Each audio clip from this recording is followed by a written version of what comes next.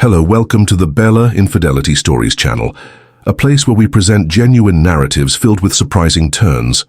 If you found the video enjoyable, consider subscribing and giving it a thumbs up. It truly contributes to the growth of our channel. Now let's immerse ourselves in the narrative. After several years at the company, my career seemed to be at a standstill. Regardless of the effort I invested and the countless extra hours I dedicated, I found myself unable to advance to the next level. The rivalry was fierce, and it seemed as though there was perpetually someone else who appeared more remarkable, better networked, or simply more fortunate than I was. I wasn't unhappy, but I wasn't exactly flourishing either. I craved something greater. I was aware of my potential, yet I found myself uncertain about the steps to take in order to progress. My boss, Olivia, commanded a level of respect and a hint of fear from everyone around her. In her mid-40s, she exuded sharpness, professionalism, and an unwavering strictness. She kept her personal life completely separate from her professional one, leaving her colleagues with little insight into who she was beyond the workplace. There were whispers regarding her personal life, yet no substantial information ever surfaced. There's an absence of any reference to a partner, no images displayed on her desk, and no light-hearted exchanges about upcoming weekend activities. She put in the effort, and she anticipated that others would match her commitment. It was an ordinary Wednesday evening, and I felt utterly drained. Though most had departed, I lingered to complete a report. As I gathered my things and made my way to the elevator, my mind was consumed with thoughts of returning home, enjoying a hot shower, and perhaps indulging in a drink before surrendering to sleep.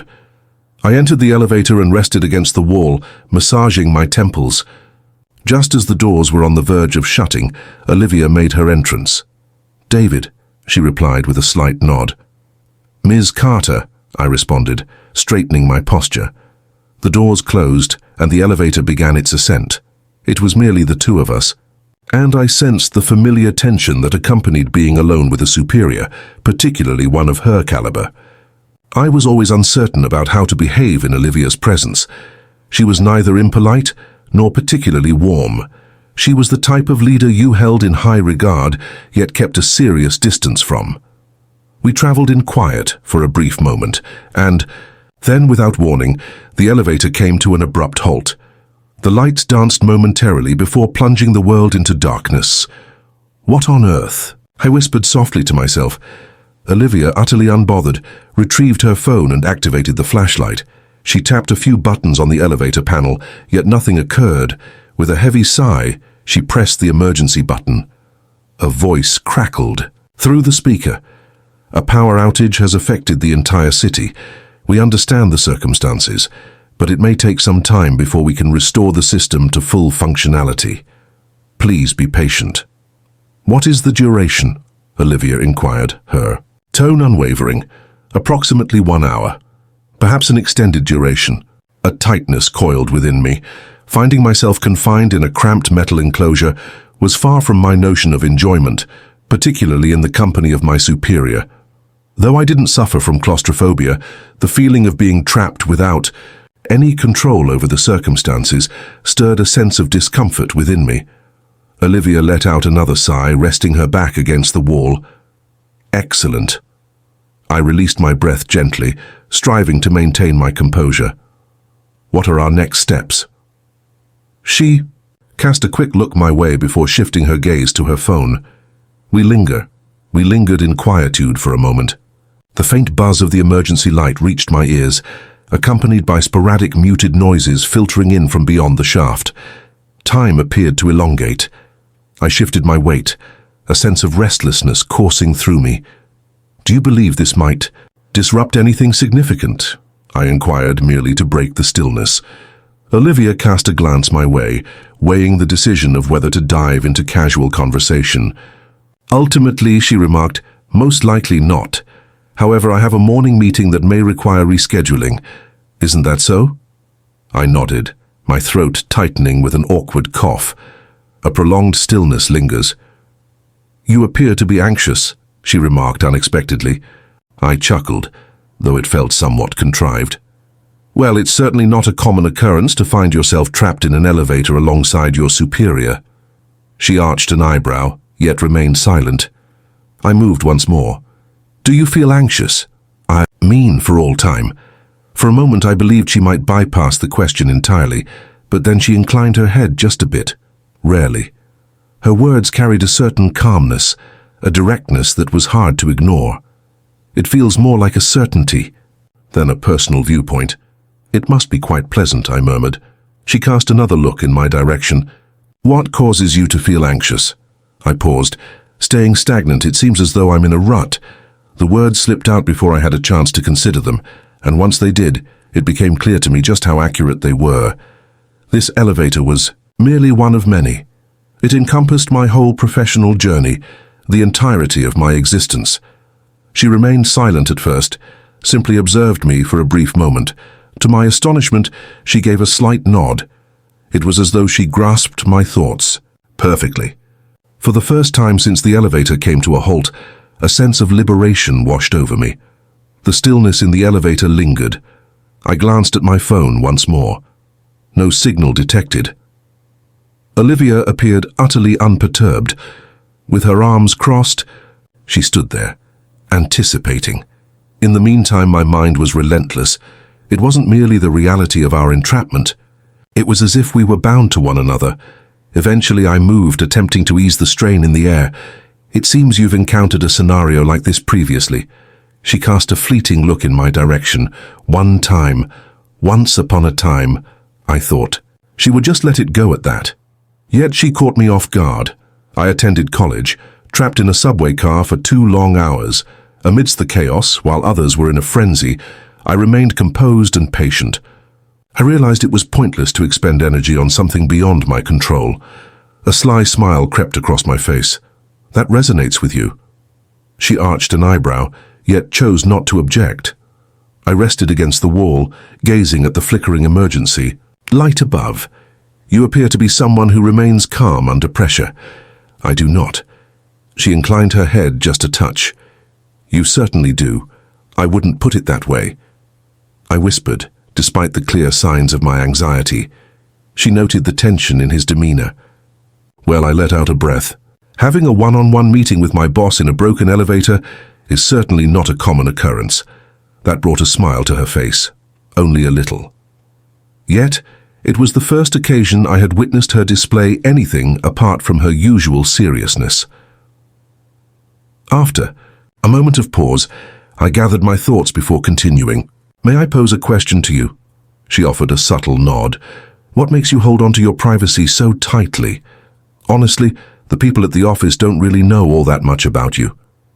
Olivia regarded me for a brief moment before diverting her gaze. Because tasks are tasks. One's private life is their own affair, indeed, yet even the most reserved individuals occasionally reveal a glimpse of their inner thoughts. She offered a subtle smirk. So, David, what's your take on this? What information do your colleagues have about you? I contemplated it. Not a whole lot, I suppose. Precisely. She glanced at me once more, her eyes more piercing than before. Your private matters remain your own as well. What's the reason for asking me? I rubbed the back of my neck. Fair point. She sighed and leaned against the opposite wall. But if you really want to know, it's easier this way. People expect things from you when they think they know you. I frowned. Expect things. She hesitated. Then, for the first time, she looked like she was actually debating whether to say something. I've had people assume they can get something from me, she finally said, that my success means I owe them something. Or that I should be generous. She didn't spell it out, but I understood what she meant. I nodded slowly. That's frustrating. She let out a small laugh, but it wasn't a happy one. You have no idea.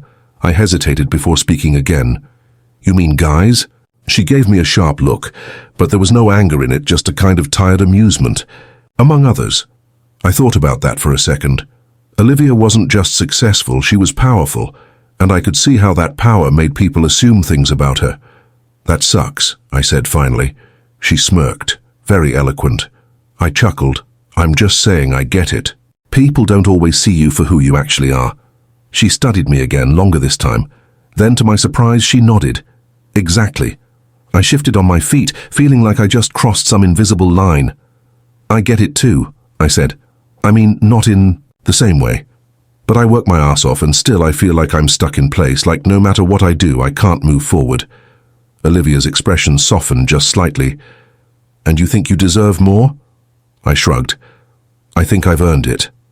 A long silence stretched between us.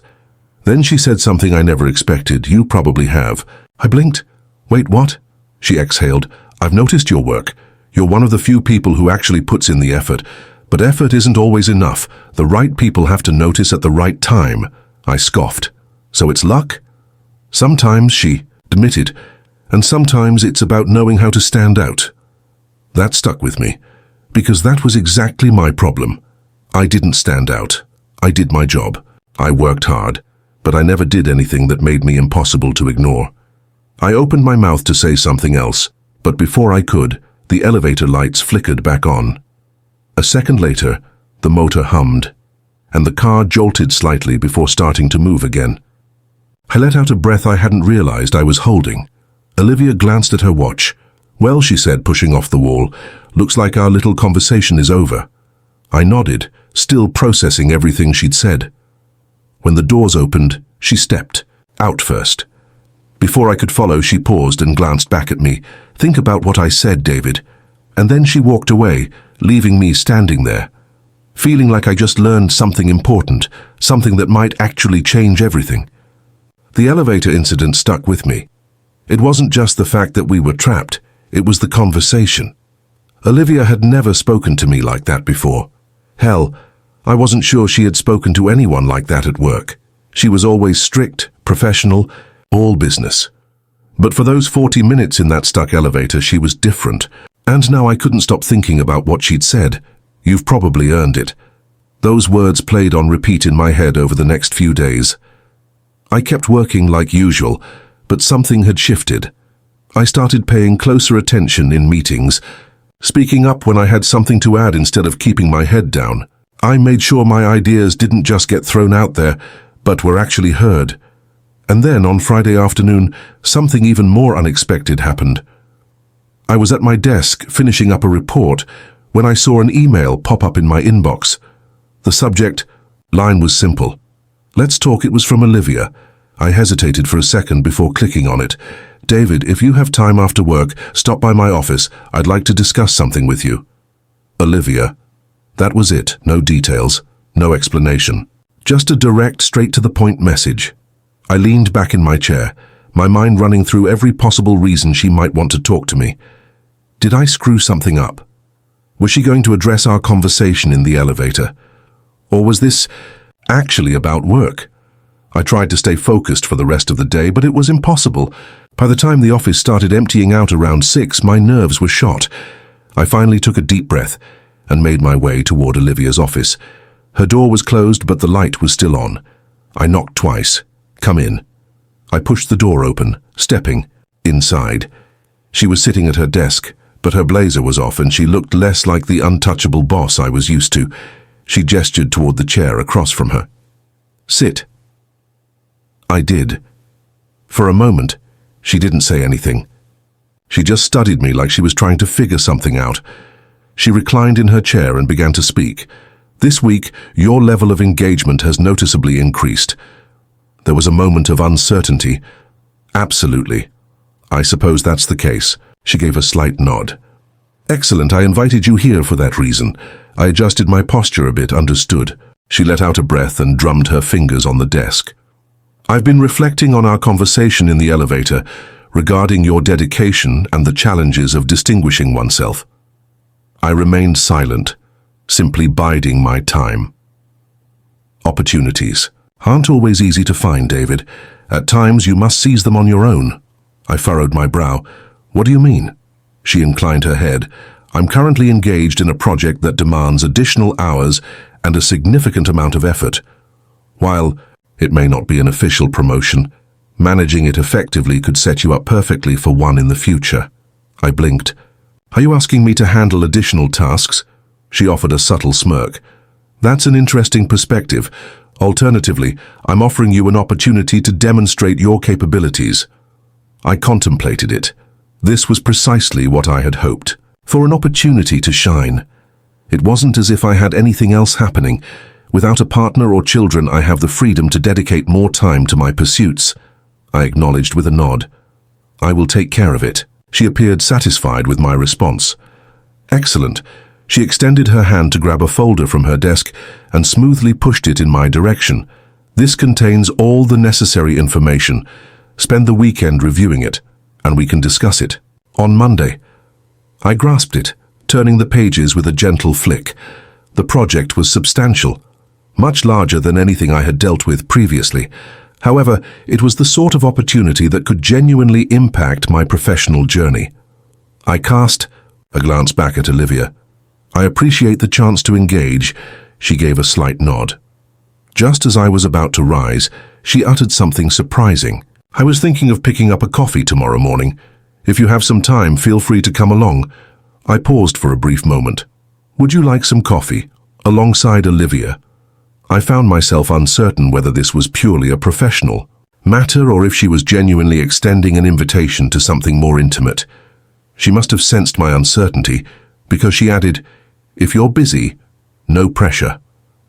I swiftly shook my head. "No, I'm available." She offered a faint smile. "Very well then. 10 in the morning." The cafe situated directly across from the office. I acknowledged with a nod, rising to my feet. "I look forward to seeing you there." Upon exiting her office, my thoughts were in a whirlwind. This had transcended mere employment. This was truly remarkable. For the first time in ages, I found myself completely unsure of the direction it was taking. Sleep eluded me that night. The invitation to coffee held a deeper significance than mere coffee. It seemed to embody a different essence altogether, something I found elusive to articulate. Olivia had never requested to see me beyond the confines of our workplace before. The way she presented it, relaxed and without any pressure, added to its importance. When I stepped into the cafe Saturday morning, I felt a swirl of anticipation and anxiety. Olivia caught my eye right away. She occupied a corner table, clad in a dark sweater, a departure from her typical business attire. She appeared transformed, calm and at ease, more approachable and relatable rather than an unapproachable authority figure. I moved closer, and she looked up, offering me a slight nod. "Your timing is impeccable." A sly smile crept across my face. I realized that arriving late might not create the most favorable impression. She laughed softly, motioning to the chair opposite her. "Take a seat." I certainly did. In that fleeting moment, silence enveloped us as we savored our coffee. Each sip, a quiet pause in the conversation. Sitting across from her like this felt strange. In the workplace, a distinct hierarchy was always evident. In this place, it seemed nearly balanced. "Thank you for being here," she finally said, placing her cup on the table. "Certainly," I responded.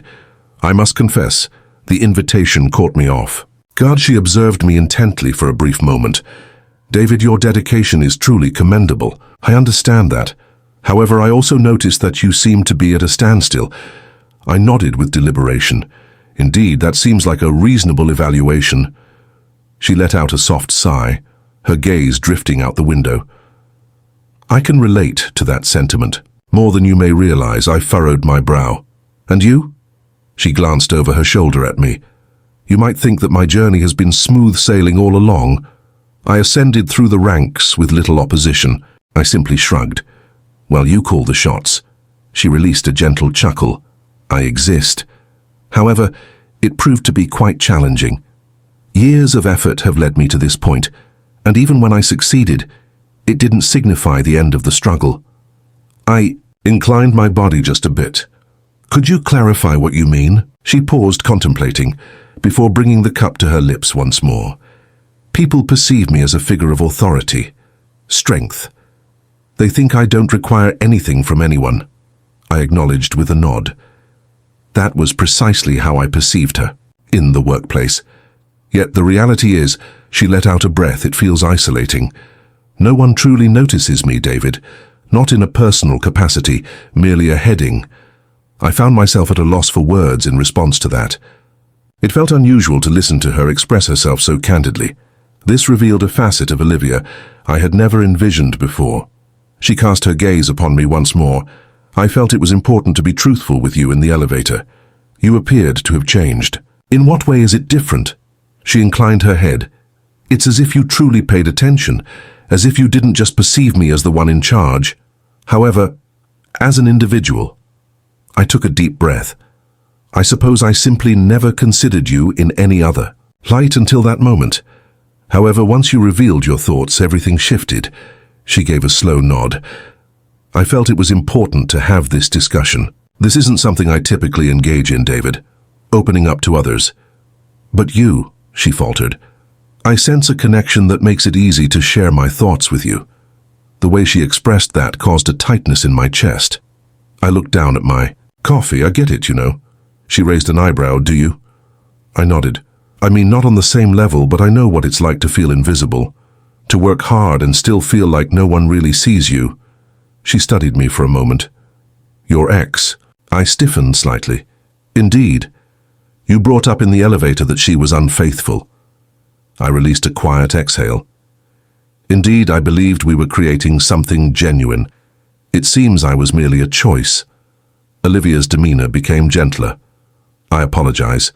I simply shrugged. It happened ages ago. That doesn't lessen the pain. I gazed at her, taken aback by the genuine tone in her voice. No one was judged, no patronizing tone, simply grasping. For a brief moment we lingered in quietude, yet it was not unpleasant. The silence enveloped everything, creating a cocoon of safety. She took another sip of her coffee, a subtle smirk playing on her lips, regarding that project. A soft chuckle escaped me. Are we diving back into work already? She inclined her head. Excuse me? You really believed this was a date? A warm flush crept across my cheeks. I understand. I simply... She let out a soft laugh. Take a deep breath. David, I'm just having a bit of fun with you.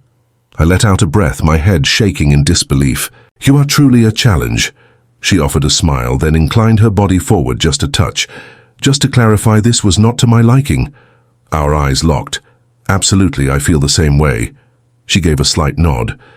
Excellent.